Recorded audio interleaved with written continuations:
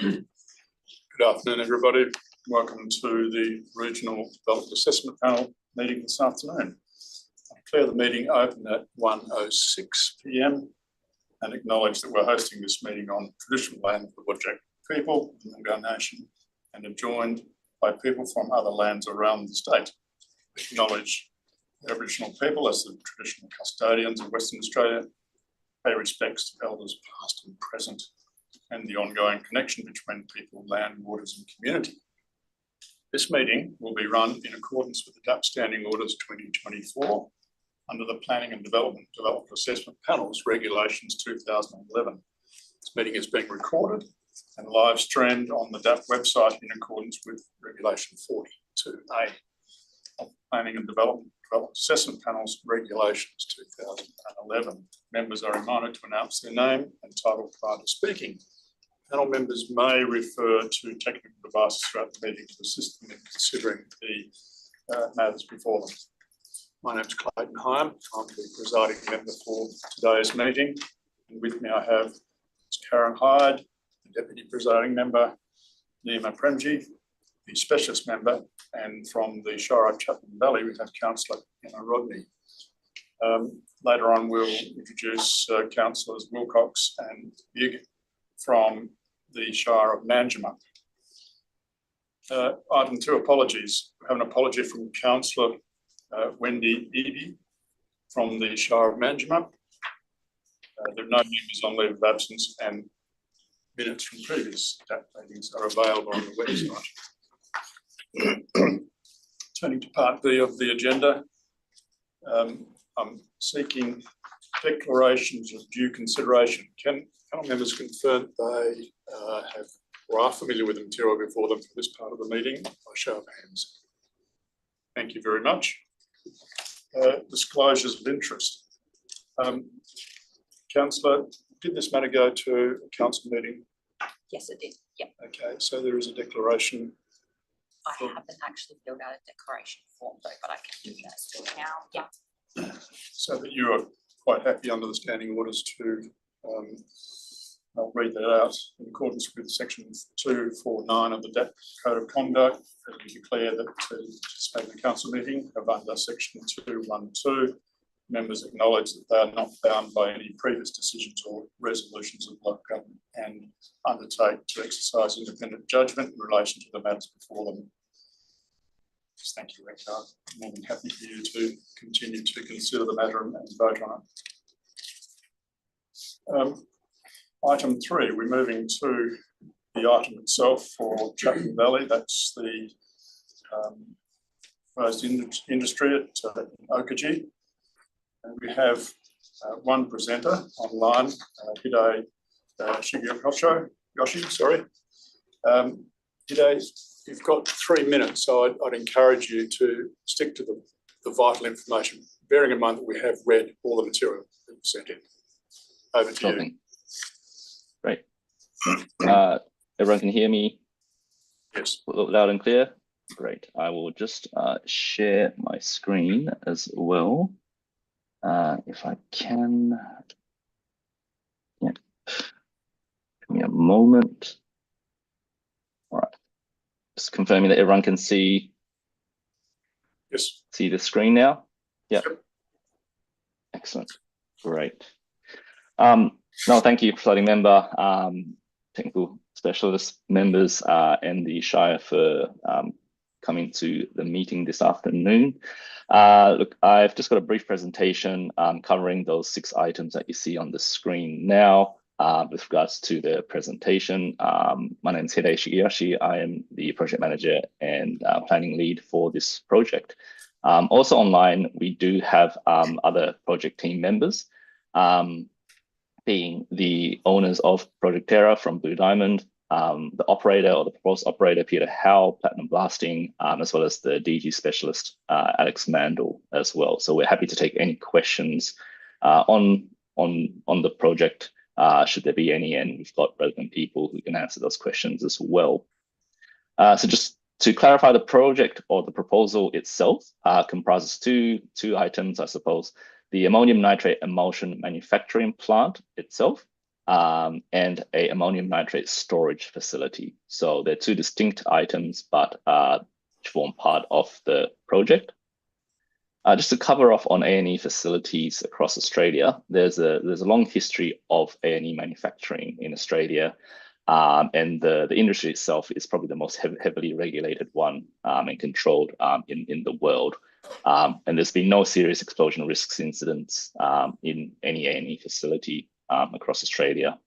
The images you see below are images of Platinum Blasting Services' existing facilities, just showing how sort of these operations are undertaken. On the point of A&E facilities across Australia, look, there's several, as you can just see on this map. They don't show everything. They've excluded any smaller facilities, but as you can see, there's a whole range of sites comprising a mix of AN and A&E manufacturing, the storage only, or a combination of manufacturing and storage, much like what we're proposing here as part of our project. This is the Woburn ammonium nitrate emulsion facility in Woburn, Shire of Dalwallinu. Just as an indication of how our facility will be sort of constructed and operated, just to give you a size and scale of what we're talking. So in terms of the RAR recommendation, the RAR refers to a deferral request, noting a need for further risk analysis and analysis of the transportation aspects of it. Look, we are not supportive of that recommendation. That's 3 minutes now. Yes, that's 3 minutes, but just I'll give you another minute just to wind up if you can. Sure. Yep. For these reasons. The covering off on the item itself, look, development plans, the report refers to amended plans, which do not form part of the application. We would like the plans to be included. And we have a few conditions, number 5, which we request deletion for reasons outlined in the slide. Likewise with condition 9, for the lighting strategy condition to be deleted, traffic management plan condition to be deleted as well. This hasn't been an issue raised by main roads. Condition 11, construction and maintenance main access track.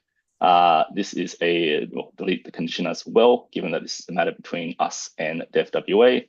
And condition number 12, the condition is satisfactory. However, the advice note is not supported. And finally, condition 15, deletion of this condition as well. The Shire simply cannot condition demolition of dwellings beyond the subject lot or the site application. And this can be covered as a matter covered by DFWA as well anyway. So yeah, that is the extent of the presentation. And like I said, we do have people online from the project team to answer any questions that the members may have. Thank you. Thanks, Hide. Hide, were you aware of the Regulation 13 response, which provided a slightly revised set of conditions, approval conditions? Yes, yep. And the conditions that I've flagged here are based on that one that came through. I think it was provided to us yesterday. Yep. But your reference, was it condition 17? There is no condition 17.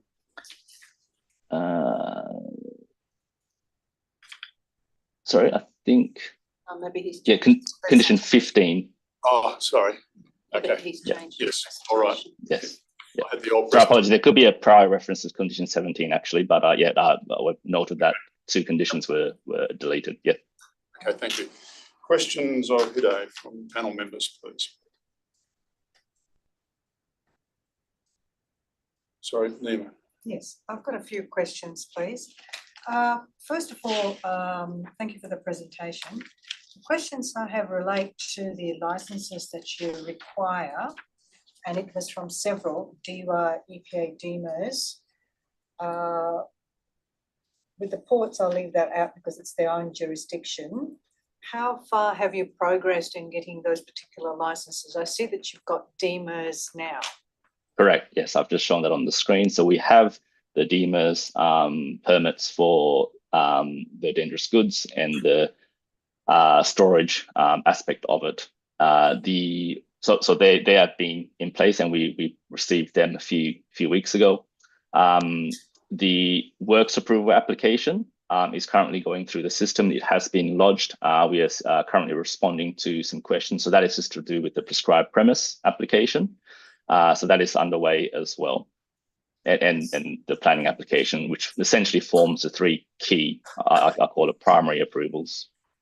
So in relation to going through that process, you would have carried out risk assessments that would have been required. Have you shared that with the Shire at any stage? Yep. So we've got a whole bunch of information that we have provided to the Shire. Okay. All right. Thank you. Thank you. Thank you. Thank you for your presentation. In your presentation, you referred to amended plans and you wanted them to be part of the application. Can I just check, were you actually referring to figure 5 of the RAR? Yes, correct. Yep. So that refers to, well, that is an overlay, and I've shared it on the screen here, showed the previous and the updated plan as an overlay. So the purple is the old layout, and the sort of dark, faint black line is the proposed. And that was just simply in response to, well, as noted there, a submission from DFES on the submission of providing a secondary access road, which we provided. You can see sort of there on the sort of bottom of the page there, which I've got my arrow cursor floating across.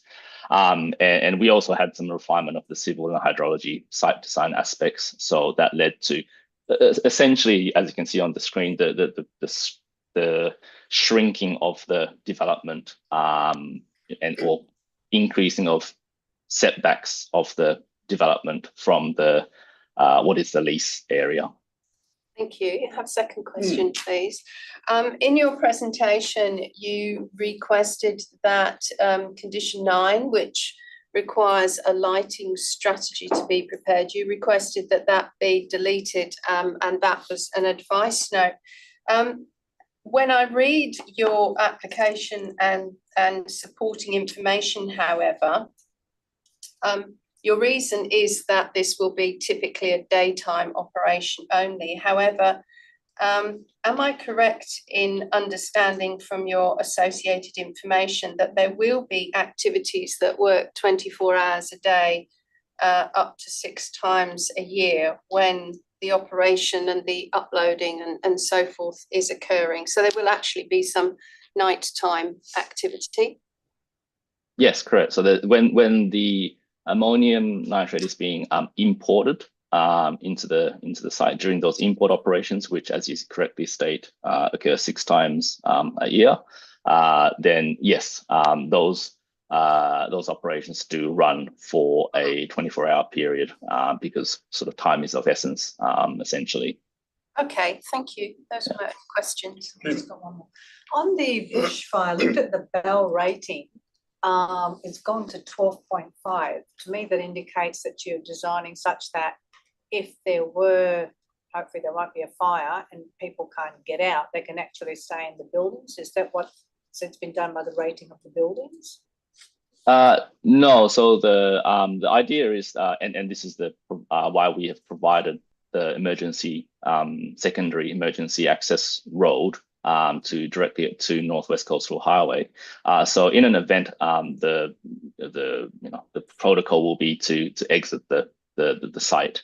But the 12.5 bow that we provided was, I suppose you could call it, over designing the bow rating so that the safety of the site and separation distances, APZs as a protection zones, were above and beyond the bow 29 that would still be compliant. But given the nature of the facility, we've designed it to have above and beyond separation distances to further mitigate any risk of the facility. Another question: the bulker bags, is it just one, or is the product going to be double bulker bagged? I think You mean in terms of like the layering of the bag itself? I think that, one bag is one bag. How it's sort of constructed, I couldn't sort of give you, Peter, who is on the line or from the project team, might be able to sort of further clarify that for me. But yeah, the bags are, there is one bag for one package of, I'd call it, the ammonium nitrate. Thank you. They are subject to a recycling program, as we've mentioned in our application, though. So they're essentially compacted together and sent off through a recycling scheme where they can be essentially recycled. Thank you. Okay. No further questions? My question got asked already, so thank you. Yeah. Sorry, do you want me to answer the question? The bag is PE lined and polyethylene bag, which has been the UN number, which is for safety. And generally they don't tear unless you slit opening to use the material for the emulsion in the hopper. So it's a PE lined UN certified bag. Thank you. Okay, thank you very much. Thanks, Prakash. Thank you. Okay, we'll move to the officers now. Simon, did you want to make some general comments first of all, or just respond to questions? I'm happy to respond to questions. Okay, I'll see if there are some questions from members. Anyone? Yes, Karen? Thank you. Would you be able to respond to the applicant's presentation where they have requested a number of conditions be deleted and modification of an advice note, please? Yeah, and look, I guess recognise certainly some of these conditions do duplicate processes done by other government departments as part of their approvals, whether that's waste management plans, air quality plans. It is that, I guess, the difficulty of the planning system. It's the most transparent in that it's advertised, so it is the one the community becomes aware of, and they have a level of expectation that, I guess, a planning system will apply conditions or be responsible for aspects that aren't necessarily a core portion of the planning approval. So there is recognition there is some duplication there in some of those. So if some conditions were removed, they still are picked up by other agencies. The one, I guess, the last condition, particularly condition 15, that's the condition I would very much argue needs to remain in there. You've got 2 existing residences within the EPA guideline, 1 kilometre buffer, quite close. You've got 300 metres and 850 metres. They do need to be demolished. And the way the condition has been worded was such that it would be demolition at point of the land use becoming operational, not prior to construction, recognising that those residences may have a value as crib room or workforce accommodation during construction. So that's why that condition was worded in that manner. And recognising as well, Development WA are the landowner, they're the signatory on the application form, and it is worded that the responsibility of the landowner to demolish those, not, I guess, the actual proponent of the ammonium nitrate plant. I see. So that's how you see that this could be regarded as a valid condition, that this is to do with the landowner rather than the lessee, and that it is within the context of this application. Yes, and they're also on the same lots that are part of this application. All right, thank you. I just have one other point of clarification I'd like from you, please. The applicant referred to wanting amended plans to be considered as part of this application, and I asked, was that figure 5 of the responsible authority, and they replied yes it was. Noting that obviously we do have a deferral, but you have provided an alternate through the R13. In your preamble in the R13, you do refer to figure 5. So can I assume that the applicant's request to have those amended plans considered is indeed part of the R13, and that they have been assessed and considered by the responsible authority? Yes, that is the case. Figure 5 does pick up the contracting of the footprint that is proposed post-advertising. So that was worded to have regard for that. There is, I guess, a degree of flexibility as well in the general wording of it, recognising it's not uncommon in projects of this nature that as it advances, there are probably likely to be, if it were to be approved, some further minor amendments potentially to the site plan as things are moved slightly within that footprint due to construction issues, as I guess the technical detail becomes more specific to a construction phase. Thank you. Nothing more from me. Lynn? Got a few questions. First of all, you've asked for a deferment on the basis that you were not given information regarding risk assessments. It's just been mentioned in the presentation that to go to the DMIRS process, they would have done an extensive risk assessment and looked at mitigation measures. Have you received those? Because the applicant is saying you have, so I'm not quite sure.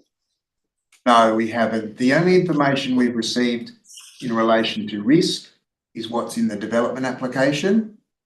And that's recognising, again, it is a little bit siloed in nature with so many government departments doing so many different approvals and application processes. That's not to say that work hasn't been done as part of a DMIRS process. But then when it comes to a planning stage, as is borne out by the submissions received during the consultation phase, that's still something the community asks about. And we are a mushroom in that sense.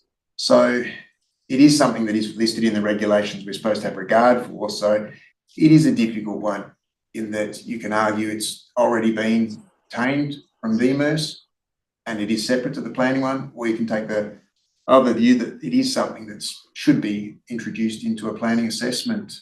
So there's two ways to read it. But at this stage, to answer the first question, no, we haven't received that information. What is the significant risks are you looking at that you feel that has not been addressed through the conditions? Look, certainly the aspects of the transport of ammonium nitrate itself has issues. The export from site of ammonium nitrate emulsion also has issues. There's obviously one fairly recent example of what can go wrong in Western Australia. And also there are examples around the world under different regulatory and inspection criteria that do demonstrate what goes wrong with an AN and an ANE operation. And these are risks that I guess are borne out in the public submission period as well, where people have asked, things do go wrong in any operation, and what is the impact on that surrounding community if something goes wrong in either the transportation or storage or production or off-site product transportation aspects? And the application is silent on those. Any particular deferment period you're looking for? Well, again, it's really to say that if that DMIRS information is there and has been provided, if there is an approval that's been done, yeah, that may well attend to those. And there is an ongoing inspection phase that's done by DMIRS, but in the absence of that information, either condition that that's something should be done as part of an approval or ask for a deferral of it. Thank you. Did have a couple of others. Yeah, Sorry. I'll just ask one first. Simon, you mentioned to Nima that about those risks, and you know, there's no doubt there are risks. I guess the question is, what risks are there that are not being covered by the other agencies in their licenses or assessment that this planning application should deal with? And I guess that's the problem we have, that crossover. You could say, look, that is already addressed through other legislation, so therefore it's only a duplication to do it through the planning system, or to say, look, that is a core aspect of this operation, those risks being given regard for. I guess that's something the regulation does list as something, the risk of human safety is something that should be addressed. So it is a difficult one. You say, look, ultimately, if a condition was approved saying you do require risk matrix, risk assessment things, it almost becomes a duplication of what is addressed through the DMIRS process. So yeah, it's not one that there's a black and white answer on. Okay. The other one is in your approval conditions, the first condition is that it's valid for a period of 3 years. Generally these days, a 4-year period is the accepted period. Is there any reason why you've gone for 3 years? No, certainly no objection to increasing it. The first, obviously 2 years can be standard for it. I increased it to 3. If it was to be increased to 4, I've had recent experience with other major projects. We're obviously with supply chain issues, financing issues, COVID and other things. 5 has become standard as well, because there are often delays in larger projects. So certainly it's fair to have an increased amount there, 4 or 5, be appropriate. Thank you. Karen? Thank you. Just a couple more from me. The application obviously straddles a couple of lots, but am I right in assuming that because they're under the same land ownership, that's amalgamation is not required? Yes, and look, my understanding is Development WA would be doing it through a tender and a lease process. It's not their intention, as I understand it, for the strategic industries to be granted their own titles eventually when the internal road network is available. That may change later on, but for the current time, I guess that's why amalgamation hasn't been requested of the lots, given that there are, I guess, a number of tenderers that have all been given allocations by Development WA, and they do straddle lot boundaries. But I guess once the ring road, the industrial estate is in place, at that point there would obviously be an amalgamation of several lots and the creation of a road reserve linking to this site and other sites. So at this time it was left. Okay. Thank you. And just reading through the DEMIR's advice, they recommended a cost assessment. Had you considered that advice, and did you feel that if this were to be a conditioned approval, that something along those lines would be required? Yeah, again, look, that's the difficulty for local government. The expectation is that it's across all issues, and there is a degree of expertise with each and every state government agency through a number of those conditions that are listed. So in practicality, if an air quality or a noise management plan, traffic management plan, or any risk work was done, the Shire would end up referring that out to those relevant government agencies and asking them for their comment. So there is duplication in this process. Yeah, this was specifically to do with the geology, the karstic geology. Do you feel that that's necessary, or are you comfortable that this is an appropriate location for this type of activity, given all the other issues that you've got, but specifically the geology? Yeah. Oh, look, there were certainly a lot of issues, bushfire and other things to be addressed. Geology was not one of them. Okay, thank you for that. No further questions? No? Okay. Thank you, Simon, for that. We'll move then to the responsible authority report and recommendation, which is for deferral. I'm seeking a mover and a seconder for the published recommendation for deferral. Is there a mover for that?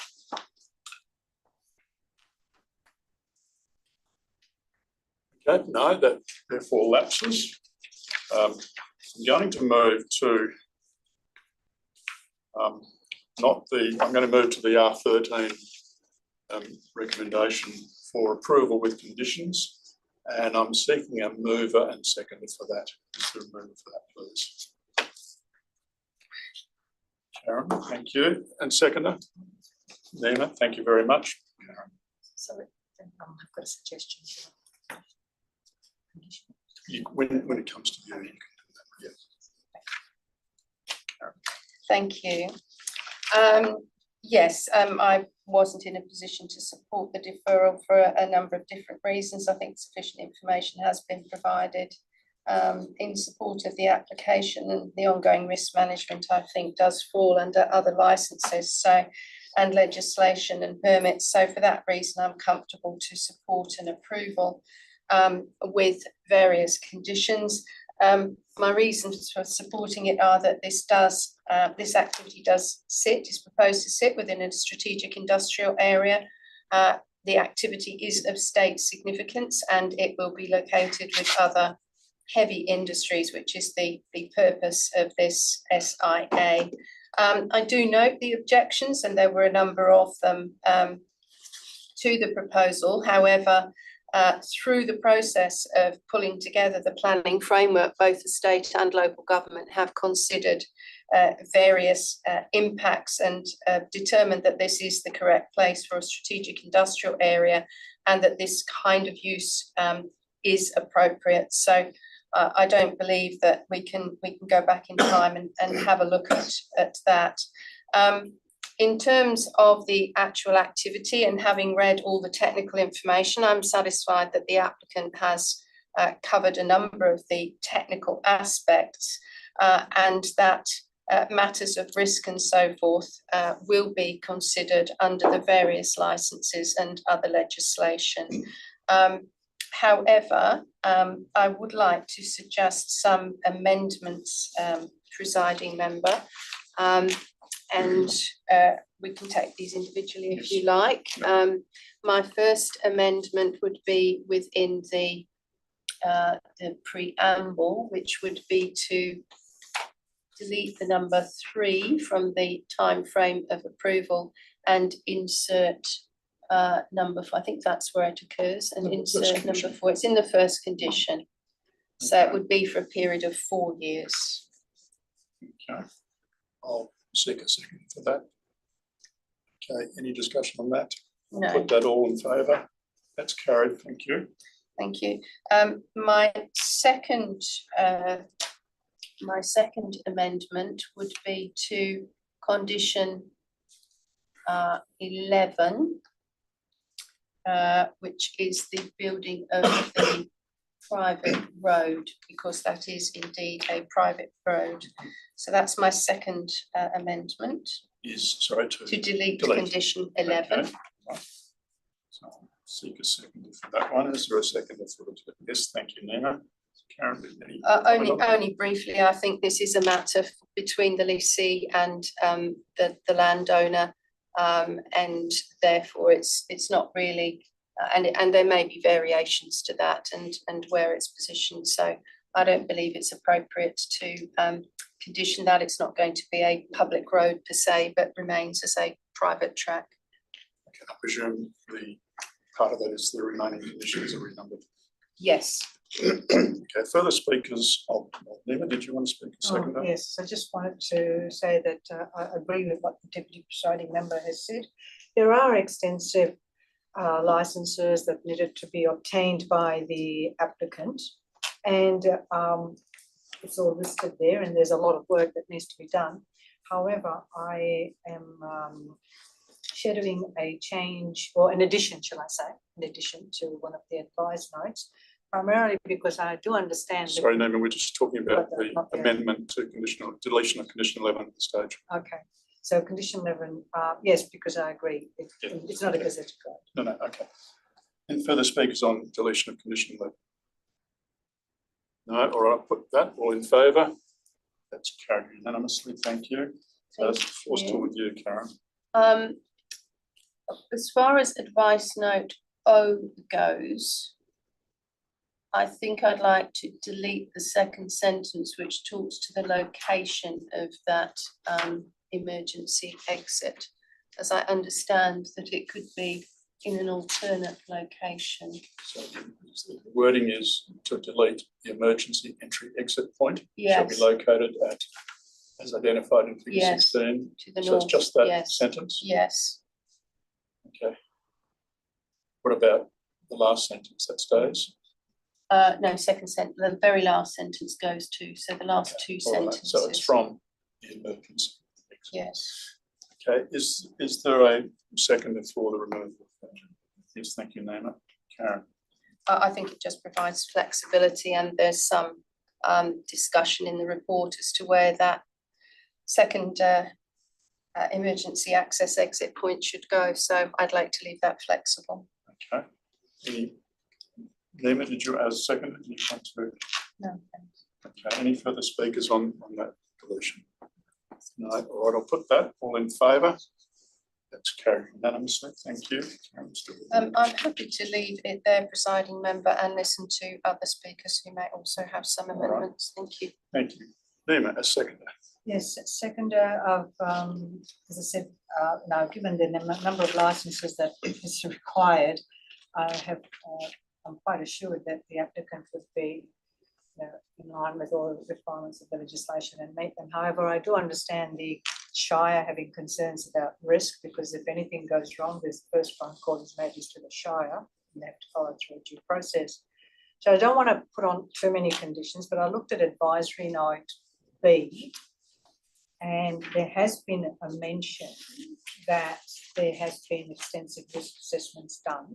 And I would just like to add to advisory note B that the applicant is to provide the Shire with the risk assessments that have been carried out in obtaining those licenses that have been listed in advisory note B. I feel that given that detailed information, the Shire officers will be able to go through it, and if there's any gap, I'm sure they'll be able to talk within it. I don't think it's necessary to put it as a condition. Okay. Advisory note. Right, I'll seek a second of that for that. Yes, Karen, thank you. Nima, did you want to make any more comments on that at stage, Karen? A second. No, thank you. Any further speakers on that condition? No, thank you for that. That would be very helpful for the show. All right, I'll put that amendment. All in favour? That's carried unanimously. Thank you. Still with you, Nima. Nothing further to that. Okay, further speakers, Councillor. Look, I know some of this has already been said, but it is an important development for the state of Western Australia. So it is, in my view, satisfies the intent and objectives of the planning framework. It's a major strategic industry within the local structure plan area. The issues of concern have either been addressed or can be addressed through conditions, or will come under the requirements to satisfy licences to be obtained from various external agencies, approving authorities. The RAR refers to the buffer distances required from the ammonium production facility, and I think that's been discussed, and I'm sure that when it comes to the operational side of this, the Development WA will deal with those two premises in there, which will then satisfy the buffer distances. In terms of air quality, I know modelling has been undertaken. DWER have sought additional information. The applicant is required to obtain works approval from DWER, which is time for DWER to sign off on air quality and other matters such as waste and effluent disposal and surface water. Current studies would suggest that these matters can be addressed. In terms of transport, the TAA advises the daily number of vehicles and notes of the number of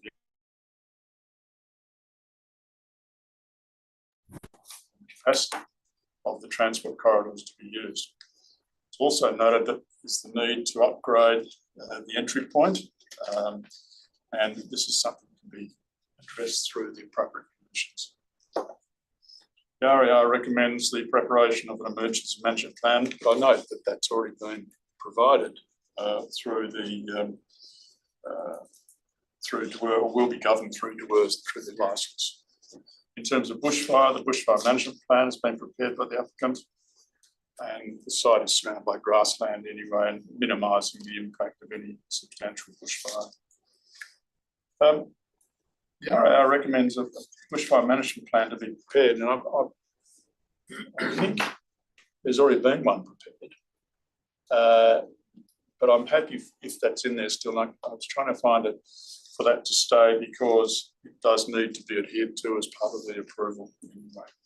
So in any event, the dangerous good licences from DWER will also address this and other works. I'm more than happy to support this. I believe that there's sufficient work's been done. I understand the risks that have been referred to, they're real. But I think our task is to deal with the planning application and leave it to those other agencies to deal with those risks through their licenses. So I'm happy to support it. Karen, back to you. Thank you, and thank you for the contributions to the discussion everybody has made. The applicant had suggested some other conditions be deleted, but having reviewed the responses given by the Shire and the views of other panel members, I'm comfortable to leave things as they are, save the amendments that we've already agreed. I think there does need to be some overarching management plans and for everybody to be working to the same plans. Particularly, I think, as well in terms of lighting. Obviously, we have heard that there will be nighttime activity, so there will be lighting. I see there being no issue, therefore, with imposing a condition for a lighting strategy. Similarly, the Shire has confirmed that condition 15 relates to the landowner, and again, that talks towards removing additional risk of occupation within the kilometre buffer zone, which is to be adhered to. So for those reasons, I hadn't proposed to delete any further conditions. I don't believe that what is before the applicant is onerous, and where material has been prepared for another purpose, then obviously copies of that can be provided to the Shire so that it sits well within the planning framework. So happy to leave that there and support as we have amended. Thank you, Karen. That ends the debate. I'll now put the motion as amended with conditions. All in favour? Thank you. That's carried unanimously. There are no forms 2, no section 31, and I thank Councillor Rodney for her attendance. Thank you. And to the officers from the Shire of Chapman Valley. Thank you. Gentlemen.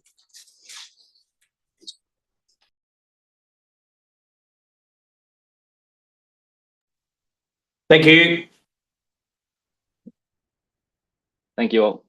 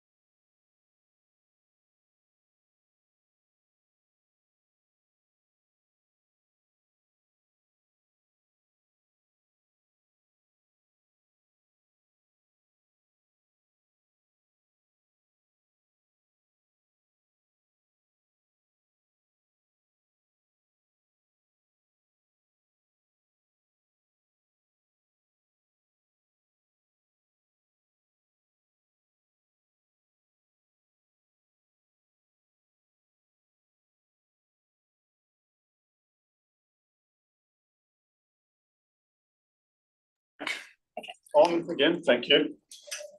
Welcome to Councillor Wilcox and Councillor, I've got a Bugie. Bugie, well done. Oh, Thank you. Cool. Practice makes perfect. Okay. Go back to the declaration of due consideration. All panel members familiar with the material for today? Show of hands, please. Thank you very much. And disclosures of interest. I note I've got one here from Councillor Wilcox. It was considered by council meeting. Is it the same for you, Councillor? I'd emailed mine through earlier. Right, I beg your pardon. Thank you. Yes, it is here. Thank you very much. Okay, and that's been agreed to. And I agreed to Councillor Wilcox participating and determining the matter before us today.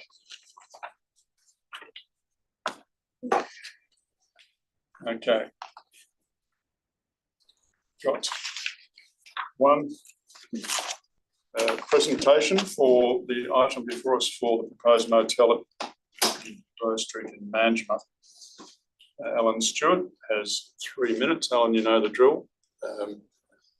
We've read the stuff, so. Yeah, I do. Thank you, presiding member. Thank you.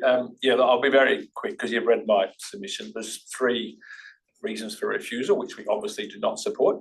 The first relates to landscaping. The primary landscaping control in the planning scheme, the 5% requirement, we comply with. We've got something like 18% landscaping.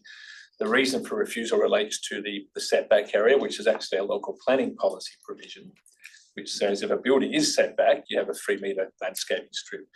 There are areas we don't quite make 3 metres, but overall, we well exceed an average 3 metre setback. And we're really generous landscaping along Rose Street, where we have the nature play area and some recycled timber materials. So we think it's a very good landscape outcome and meets the policy objectives. The second reason for refusal relates to the architecture of the building. And the reason suggests that the building should be designed in an Art Deco or Jazz style. The only provision I can find in the planning framework is in the precinct statement, which says that existing buildings should be preserved, or existing buildings should maintain that style of architecture. There's nothing to say a new building should be designed in that style of architecture. And I'd probably go so far to say that if you looked at the heritage principles, and perhaps it's in the heritage state planning policy, it's generally not good practice to have what I might call a mock heritage outcome for a contemporary building. Zara, the architect here, has worked very hard in this design, and the design review panel did not suggest that there was a problem with the overall architectural style. The third reason for refusal is the car parking one. You might recall a similar DAP application a few months ago that we worked on. Similar location, slightly different. That one had a restaurant, this one doesn't. This development requires 39 bays. We've got 35, 4 bay shortfall. We have 3 car bays for staff, which is more than adequate to meet demand because we only have 1 full-time staff member and about 3 to 4 part-timers. Council dealt with a similar DA, a non-DAP DA, back in January 24. And when they refused that one, they did suggest that 2 bays for staff would be adequate, and we've got 3. And that's noted in the RAI. The RAI also says it's adequate on-street parking to meet demand. So I'm a bit perplexed as to why the RAI kind of supports it, but the reasons itself doesn't. The final thing to say about reason 3 is it doesn't provide a reason. It just says it's a shortfall, which we don't think is appropriate. There's adequate parking in the area to meet demand. And look, for those reasons, we think the refusal recommendation should be set aside, and we would like the DAP to grant approval as per the alternative in the RAR. There's 2 conditions we're not comfortable with. Condition 3, it talks about revised floor plans for the accessible units to achieve compliance with the Disability Discrimination Act. My recollection from the design review panel process was the only concern, it was more to do with the furniture layout, with the bed being against a wall, and perhaps some internal partitions and the like. I don't think we need a condition to deal with that. That's an interior issue only, and it does not affect the exterior of those units or the shape or size of them. So we prefer to see condition 3 deleted. Condition 10 is the one that suggests that we need to lodge an amended parking plan to get 40 car bays. For the reasons I've just mentioned, we don't think that's appropriate, and we'd like to see that condition deleted. It also talks about cash and lieu. Again, the RAI says there's already enough parking in the area, and any cash and lieu would simply be used to line mark pre-existing car bays. And we don't think this development triggers that requirement because of pre-existing. So our preference again would be for condition 10 to be deleted. Otherwise, the conditions in that alternative are acceptable. Thank you. Questions?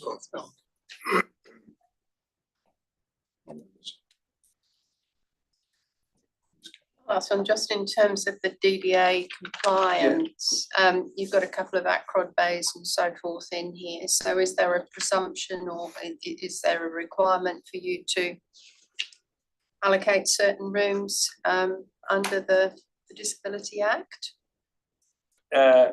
We have provided 2 accessible rooms. 2? Yes. Yes, and they each have an ACROD bay. Yes. Allocated, yeah. They're the ones where there's some question around the internal arrangement of furniture and sufficient space for wheelchairs, etc. Yes, it was only those two where that Yes. condition relates, yes. Are you able still spatially to comply with DDA? Is it just the way that you've graphically shown things which is an issue, or are there spatial problems that might mean in the future you've got to change the external appearance or the scale or size of those No, I units to don't think there's comply? any external issue. Sorry, Zara, did you want to confirm that? I don't think it's an external issue, and for internal, I actually think it's requirement, we need them for Yeah. hotel. It came up, sorry. You go. No, Craig Smith of the design review panel had queried the internal layout with Yes. the bed against the wall, Yes, and that was the extent of it. In terms of external, in response to the DRP, we did actually reposition those two units and Yes. the Acron bays, so they were much more convenient and accessible to those bays. right, And we made sure that the grades from the bays through the footpaths to the entry were all compliant. So it is only an internal consideration. right, right. And those internal considerations are not going to lead to other spatial issues that mean, you know, you're having to reconsider the layout or configuration. No, I don't believe that will be the case as well. All right, thank you. Other questions? Just in regards to those, the accessible rooms again, just the distance from the Acron parking to the entry of those rooms and taking into account the weather patterns within Manjimup, some of them, they're quite a distance, and although I understand that the gradients of the pathways, it's actually the I guess the exposure to the elements that would actually make those quite difficult. The one at the bottom, the 28215, the FFL, the one at the bottom, it's quite a distance away for that accessibility, that it's just a concern. Is there a way that the entrance to those rooms can be altered within the design to make them more accessible to the parking? As I said, we did amend the design in response to the design review panel process, and specifically in relation to the proximity of the bays to the units, and the review panel were comfortable with what we had provided in this alternate position. I personally don't think it's that far. Certainly the other unit that's got the FFL of 282.6, that's quite convenient. And the other one is a little bit of a longer distance, partly undercover, because it goes through where the roof awning is over the admin there. And we like the fact that the entry doors face the street, not the car park, because it kind of makes it a better interface to the surrounding public realm. And the other thing we did in response to the DRP, that group of units facing Rose Street was originally further north, and we had all landscaping done by the car park, but the DRP suggestion was that we pushed them down so the landscaping relates more to the communal facilities area. So I think on balance, it's a good outcome that we've come up with. Anything else, Sarah? Any questions? Alan, if I could be a devil's advocate. The precinct, going back to Art Deco and Jazz, precinct statement, excuse my voice, but precinct statement says we'll be encouraged to the preservation enhancement of buildings representative of blah, blah, blah. Could that mean that I'm not asking you to mimic that style with your building, but to respect those buildings with a nod to it through the design process? I don't think that particular provision says that. I read it to relate to, there's a little bit missing from my quote that says, and those buildings under heritage inventory. I've lost a word there for some reason. I take that to mean existing buildings with revived heritage listing. And, you know, we went through the DRP. I think they were very comfortable with the design that Zara has come up with. All right, any further questions of that? No, thanks, Alan. Thank you. Very much. Move to the officers. Oh, sorry. That's what I'm always looking online. So, Jocelyn, is it? Yes, thank you. Is there any comments you want to make generally, or we're just happy to take questions? I was just going to respond to some of the arguments by the presenter. Okay. In terms of the landscaping, the 3 metre setback where there isn't a nil setback and pedestrian shelter being proposed, ideally is to provide for the opportunities for street trees and shade trees in that 3 metre zone, with anything less considered not deep enough to have a successful planting regime against a street. The written presentation by the applicant referred to no mention of the Art Deco or Jazz style in the previous assessments. I just wanted to point out that those provisions of the scheme are provided to landowners on purchase, and this is a relatively new landowner, so that landowner should have seen those scheme provisions when purchasing the property. In terms of car parking, sorry, I'll go back to condition 3 and those accessible units. It's my understanding that the requirement for accessible units is part of the building code in terms of ratios to non-accessible units, and that the condition 3 being imposed was that on the assumption that those units might need to be larger to cater for additional mobility around furniture. Part of the DRP, they did say that beds needed to have a 1 metre clearance zone around them, at least to the sides. And so that's why it was assumed that those units may get larger and affect the overall site layout of the units in that zone at least. And in terms of car parking, it's noted that the applicant hasn't reserved a parking space for the caretaker, and in other instances where caretaker units are provided, one bay is usually reserved under in an industrial zone for that caretaker. So that's where the calculations were provided for 1 unit for that one parking space for that caretaker. That's all. Questions? Questions? Yes, Karen. Thank you. Thanks for the clarification. I'm not sure if you've seen, but attached to the applicant's request to present was a plan which had a red line on it, which was to demonstrate the landscape that they were providing within a 3 metre dimension that was shown. And as the applicant has said, their opinion is that on average that would meet the requirement. Obviously there are pinch points along Ipsen and where they've retained some of those existing storage facilities. But in front along Rose Street, which I presume is the priority, there would appear to be that and potentially more. If your concern was in terms of trees, obviously this indicative plan here of the landscape shows some trees being planted. Would there be more that you would seek from condition 11 to ensure that the justification for that 3 metre landscape strip might include those trees that you'd spoken about?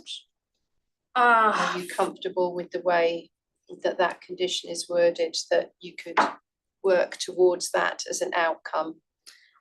It would be nice to see a greater strip on the northern side, which is the Ipsen Street side, where that's going to get them most benefit from shade trees, especially to those units where they have those windows along that side. So whether they can be adjusted a little bit. I know there's only a difference between maybe 1.2, 1 metre in some instance, some less. So if it can be adjusted through that landscaping plan, that's a preference. Okay, thank you. Don't think I had another question. Thank you. Further questions? Jocelyn, I guess you don't accept the applicant's interpretation of the scheme in relation to Art Deco and Jazz. That's correct. It was somewhat disappointing, I would say, that the design review panel didn't pick up on that clause of the scheme when it was brought to their attention. And a lot of their commentary was about the internal configuration of the site and not how it responds to the wider context of urban design, the streetscape and the wider town.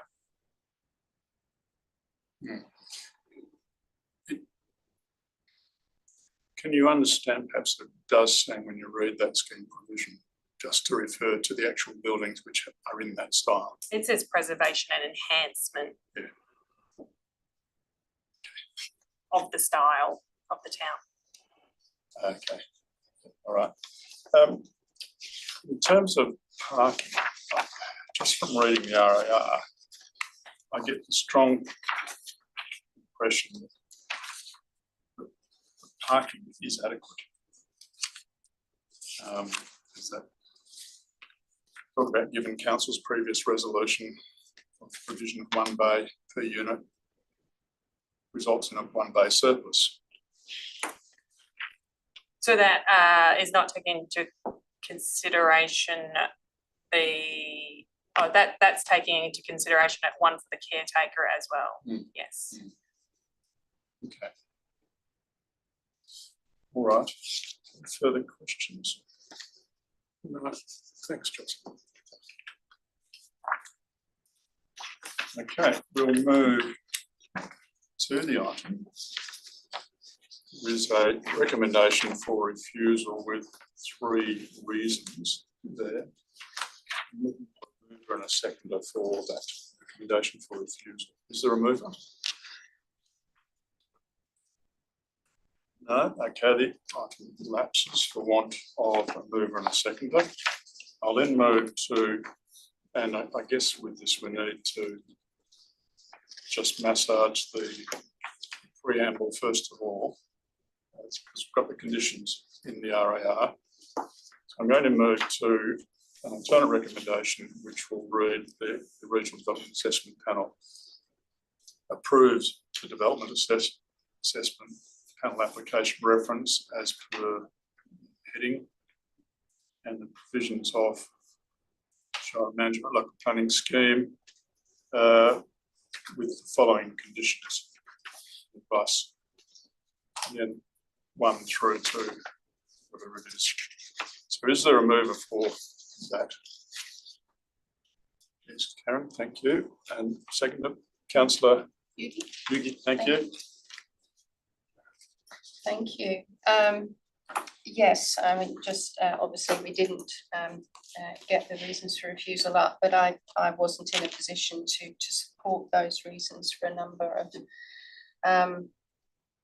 points. I think there is an adequate 3-metre landscape strip. It just needs to be designed in a way to meet the requirements. I think the parking is generally adequate given the need analysis and the on-street provision.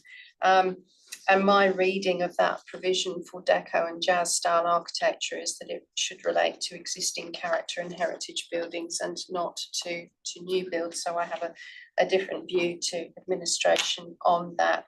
I do find I'm in a position to support this this approval conditionally. I think the use is appropriately classified and located in the town centre.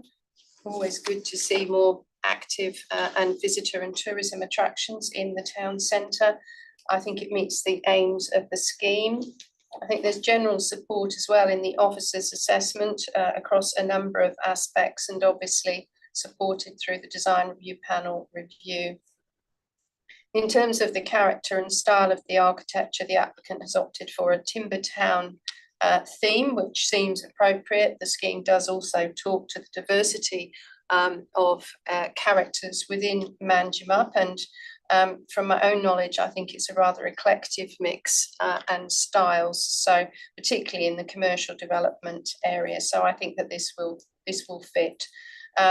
The parking I think has been adequately provided for on-site, and obviously there is access to some public on-street parking, which would be shared with other uses, but nonetheless available.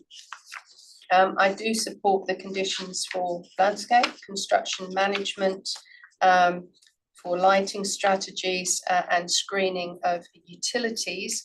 I would like to propose an amending motion, and that would be to, I think, to advice note 3, which refers to advice note 2.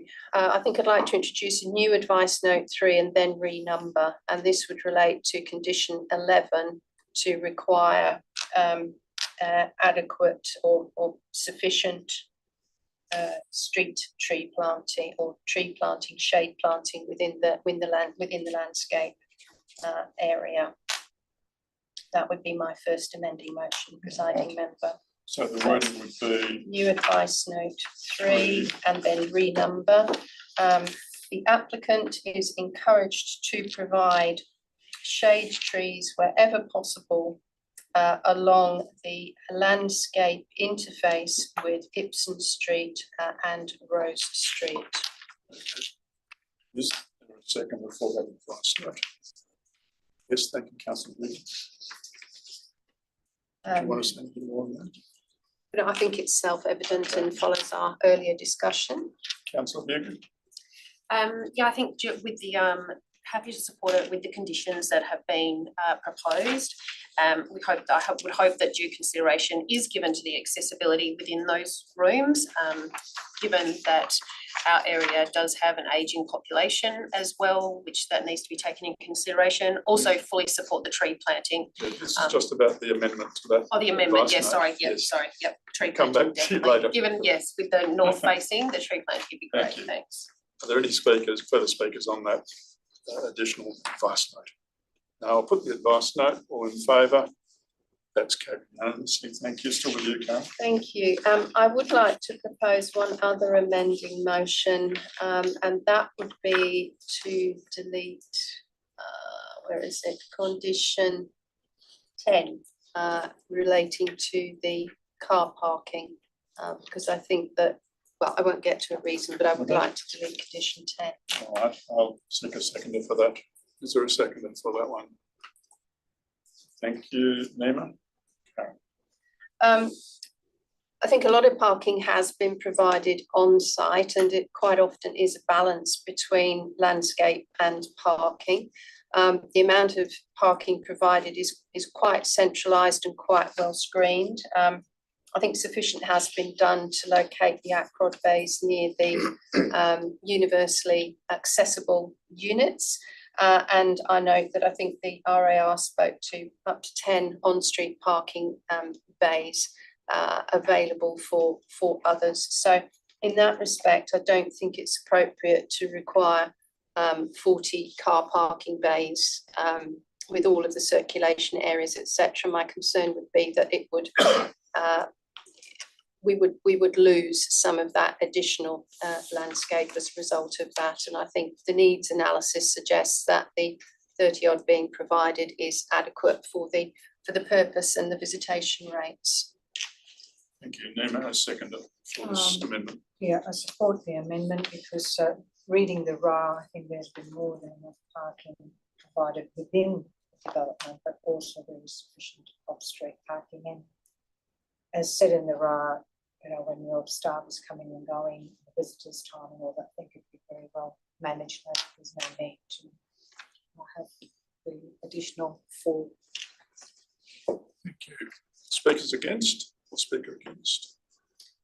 Councillor Bugle. Just given the proximity to where this is facility is being proposed in the middle of town, it is the hub of our town. It is based on a roundabout, a very busy roundabout.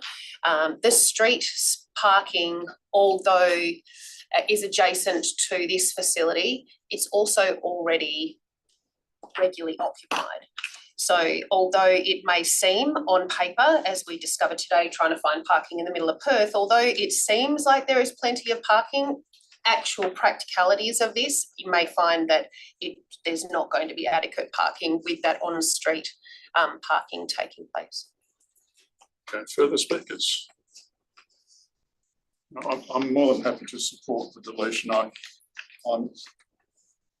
not a great fan of cash in lieu unless there is genuine shortfall, and I can't see from reading the RAR and the supporting reports that there is a genuine shortfall of parking here.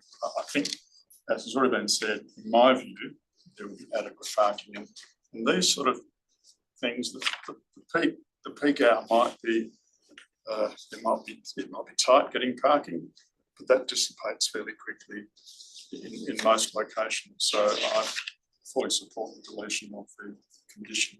Back to you, Karen. Nothing further to say. I'll put the condition to, sorry, the motion to vote, condition 10. All in favour? Against? That's carried. Thank you. Still with you, Karen. No, I'm happy to leave it there and listen to others. Thank you, Presiding Member. Councillor Hugh. Yes. I'm happy with the conditions that are being proposed other than the parking. Think that the conditions will be able to ensure that there is a fitting build and it will blend with the rest of town. I do hope that due consideration is given to the accessibility. As I said before, we do have an ageing population, and I think that is something that we do need to take into account with all of these new builds, is the accessibility. Also very happy with the additional trees going into the landscaping. Right, thank you. Further speakers? Councillor. I'd just like to make a comment in the fact that the amendments that we've agreed to today, I fully concur with those. In regard to the parking, as I said last time, I actually work at a motel, and I agree that, you know, there is adequate parking, I believe, because not everybody is there at the same time, all the time. And, you know, cars and customers come and go, and I think that should be sufficient. I really do. Thank you, Councillor. I'm fully supportive of the proposal with the conditions as amended. I won't labour the same sort of points, but to say that I believe it satisfies the planning framework, and the sticking points seem to be whether it contributes to the Art Deco and jazz style. But I agree with some of the comments that were made that in my reading of the scheme provision, it was more about the existing buildings that are in that style to be enhanced and protected. I think there's always a danger in trying to mimic a style within a town, even though it might look cute. I think that it's dangerous. I agree with the changes to the landscaping provision, and the parking has been changed, which I agree with. I support it with conditions, and I think this will be a good addition to the team. So back to you, Karen. No. Oh, sorry, did you speak? I beg your pardon. That's all right.